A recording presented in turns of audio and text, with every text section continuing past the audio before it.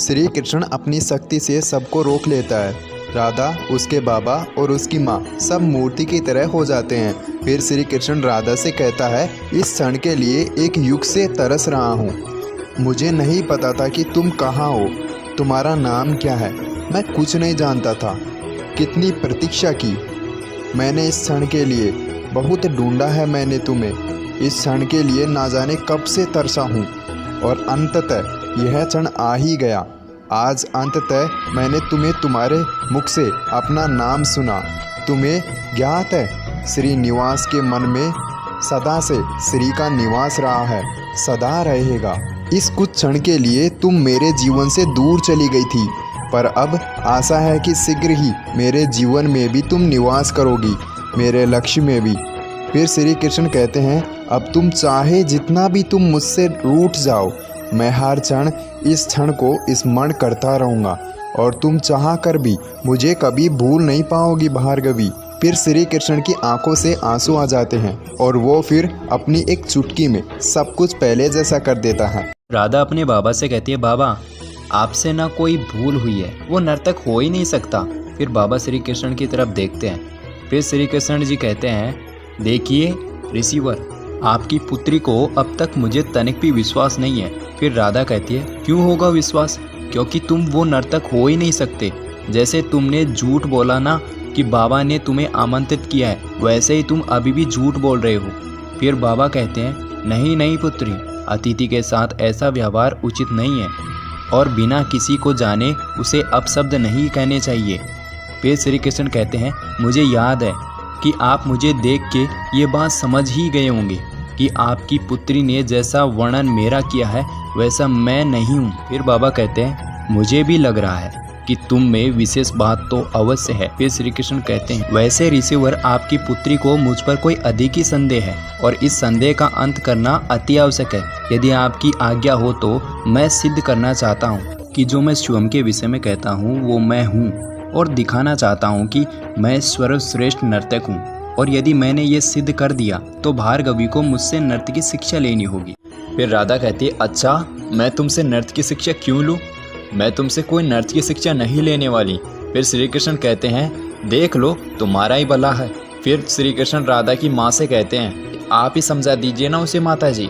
देखिए अब विवाह होने वाला है, विवाह के पूर्व यदि कुछ कलाएं सीख जाएंगी तो उसके लिए अच्छा है ना। और वैसे भी मुझे सभी कलाएं आती हैं, मैं सब कलाएं उसे सिखा दूंगा यदि वो कहे तो।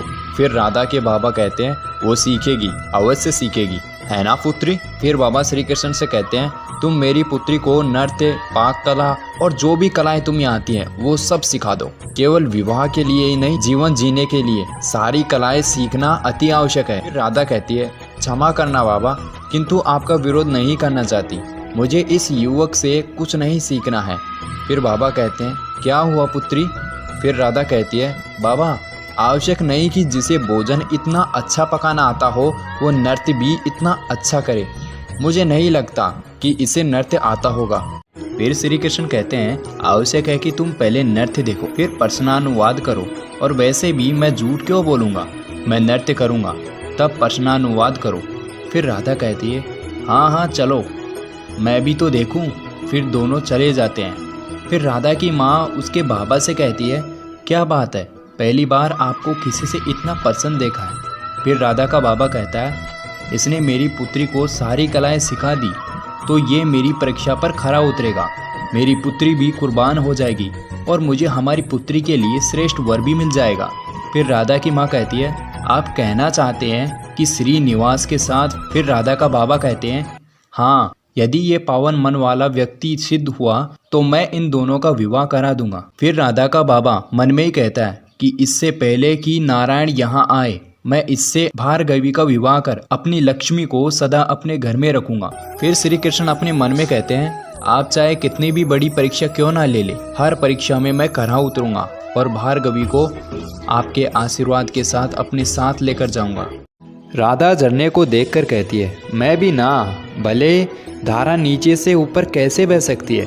फिर राधा श्री कृष्ण से कहती है, किंतु इतनी दूर आने की क्या आवश्यकता थी तुम्हें, नृत्य दिखाना था ना तो कहीं भी दिखा देते। फिर श्री कृष्ण कहते हैं, फिर ये कैसी बात हुई, ये कलाकार पर निर्भर करता है, कोई भी कलाकार कहाँ नृत्य करना चाहता है और किसके सामने नृत्य करना चाहता है, कैसे नृत्य करना चाहता है, ये सब कलाकार पर निर्भर करता है। और वैसे भी मैं चाहता था मुझे एकांत में, ऐसा एकांत जहाँ पे केवल मैं हूँ, केवल तुम हो। फिर राधा कहती है क्यों एकांत चाहिए था तुम्हें?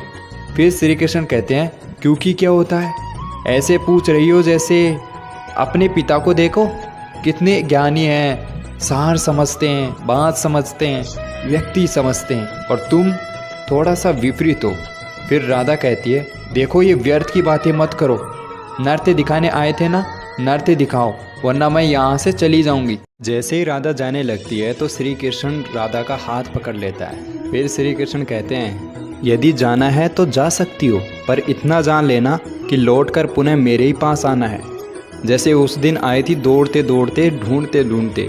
फिर राधा हाथ छुड़ाकर कहती है तुम्हारे लिए आई थी भागी भागी, मैं उस नर्तक के लिए आई थी, और तुम वो नर्तक नहीं हो, ठीक है? नृत्य वर्त्य आता नहीं, बस झूठ बोले जा रहे हो कब से। फिर श्री कृष्ण कहते हैं तुम्हारे इस संदेह का अंत होगा, तुम्हें ज्ञात हो ही जाएगा। फिर एक महिला बलराम से पूछती है श्रीनिवास कहाँ है? फिर बलराम कहता है श्रीनिवास, अरे वो तो किसी कार्य से बाहर गया है, अभी आता ही होगा, कुछ कार्य था तो आप मुझे बताएं। फिर इतने में वो महिला कहती है मन मारते हुए कि नहीं। फिर बलराम आगे चलते चलते कहता है लुप्त श्रीनिवास हो जाता है, किंतु उत्तर हर बार मुझे देना पड़ता है। फिर कहता है कहाँ है और कर क्या रहा है ये श्रीनिवास? भगवान श्री कृष्ण भार्गवी को नृत्य सिखाने लगते हैं, लेकिन भार्गवी का ध्यान कहीं और था। भार्गवी धीरे से कहती है कि मेरी सखिया कहाँ रही, अभी तक आई नहीं। फिर श्री कृष्ण कहते हैं भार्गवी तुम्हारा ध्यान कहाँ है? फिर राधा कहती है तुम अपना ध्यान केंद्रित करो, नृत्य दिखाने आए हो ना, नृत्य दिखाओ, अन्यथा मैं। इतने में भार्गवी कहते हुए उनकी सखियाँ आ जाती है। फिर श्री कृष्ण कहते हैं ये यहाँ क्या कर रही है? फिर राधा कहती है तुम्हें एकांत चाहिए था ना, मुझे भी, इसलिए मैंने अपनी सखियों को बुला लिया। फिर अपनी सखियों को राधा अपने पास बुला लेती है और फिर कहती है श्रीनिवास इनसे मिलो। फिर राधा अपनी सखियों से कहती है ये बहुत प्रसन्न है तुम्हें देखकर। फिर राधा अपने मन में ही कहती है अब इसको समझ आएगा, बड़ा आया मुझे एकांत में नृत्य दिखाने। फिर उनकी एक सखी कहती है भार्गवी ये वही नर्तक है जिसकी प्रशंसा राजकुमारी पद्मावती ने की थी, फिर तुम इसे कैसे जानती हो? फिर श्री कृष्ण कहते हैं अरे ये क्या, इसके पिता भी मुझे जानते हैं, जानती हैं, वो मुझसे अत्यधिक प्रसन्न है, परंतु तुम्हारी ये सखी है ना, इसे विश्वास ही नहीं है कि मुझे नृत्य आता है, जिसे विश्वास ही नहीं है कि मैं ही वही व्यक्ति हूँ, तो तुम्हारी इस सखी को नृत्य दिखाने यहाँ लाया हूँ। फिर राधा की एक सखी कहती है वो सब तो ठीक है, एक बात बताओ। फिर श्री कृष्ण कहते हैं पूछो। फिर राधा की सखिया श्री कृष्ण से कहती है क्या तुम हमारे आने से सचमुच प्रसन्न हैं? फिर श्री कृष्ण कहते हैं बहुत प्रसन्न हुआ। जानते हो क्यों? क्योंकि कलाकार के लिए दर्शक से बड़ा कुछ भी नहीं होता, दर्शक ही तो प्रेरणा होते हैं, और आप सभी मेरी प्रेरणा हो। और फिर कहते हैं और मैं तो ठहरा कलाकार, सुंदरता का प्रेमी, वैसे ऐसी सुंदरता देखकर, ऐसा मुख देखकर, ऐसी मुस्कुराहट देखकर तो क्या ही बताएं, क्या नृत्य निकलेगा। फिर थोड़ी देर रुक कर कहते हैं मैं आपसे अनुरोध करता हूँ कि आप सब यहाँ खड़े ना रहें, बैठ जाएं और मेरे इस नृत्य का आनंद लीजिए। फिर इसके बाद सब बैठ जाती हैं। फिर एक सखी राधा से कहती है आज तुमने पहली बार हमारे जीवन में अच्छा काम किया है, ये नृत्य देखने के लिए हमें यहाँ बुला लिया। फिर थोड़ी देर रुककर एक सहेली कहती है मुझसे तो विश्वास ही नहीं हो रहा कि हमारे लिए विशेष प्रस्तुति दे रहा है। फिर राधा कहती है तुम भी ना इतनी शीघ्र किसी से भी आनंदित हो जाती हो, नृत्य शुरू तो करने दो। फिर थोड़ी देर राधा रुककर कहती है मुझे तो इस पर बिल्कुल भी विश्वास नहीं। फिर श्री कृष्ण अपने मन में कहते हैं विश्वास करोगी तभी तो प्रेम करोगी मुझसे, मैं शीघ्र ही तुम्हारा विश्वास और प्रेम दोनों जीत लूँगा। फिर श्री कृष्ण अपना नृत्य दिखाते हैं। उधर दूसरी तरफ बलराम महल में पोछा मार रहा होता है, पर राजकुमारी भी बैठी होती है। फिर सेविका भोजन लेकर आती है राजकुमारी के पास, लेकिन राजकुमारी भोजन करने से मना कर देती है। फिर बलराम धीरे ही राजकुमारी इतनी देर से सज धर कर बैठी है, किसकी प्रतीक्षा में बैठी है आखिर?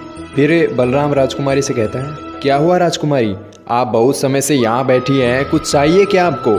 कुछ भी चाहिए आपको निसंकोच मुझसे खाइए, मैं आपको वो ला कर दूंगा। मैं आपकी सेवा में तत्पर। इतने में ही राजकुमारी कहती है, तुम्हारे मित्र ने मुझे वचन दिया था कि वो मुझे नृत्य सिखाएगा, पर मैंने उसकी शर्त भी मान ली। नृत्य सिखाने का समय और स्थल वो निश्चित करेगा। और इससे आगे के एपिसोड्स आप देखना चाहते हैं तो हमारे चैनल को ज़रूर सब्सक्राइब करें। हम ऐसे वीडियोज़, ऐसे एपिसोड्स आपके लिए लाते रहेंगे।